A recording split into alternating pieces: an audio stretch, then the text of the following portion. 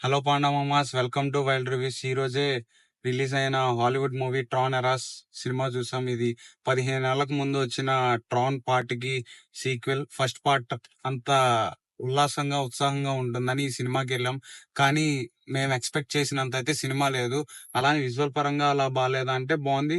Compare to part 1, 15 ఏళ్ల తర్వాత కూడా సేమ్ అలాంటి అవుట్పుట్ ఇచ్చారు. కొంచెం స్టోరీ మార్చి ఒక విధంగా చూడాలంటే బాగుంది, చాలా బాగుంది. బైక్ బైక్ చేసింగ్ సీక్వెన్సెస్ అయితే చాలా బాగుంటాయి. వాటిలో నో డౌట్ చూసుకోవాల్సింది. విజువల్ పరంగా చాలా బాగుంది.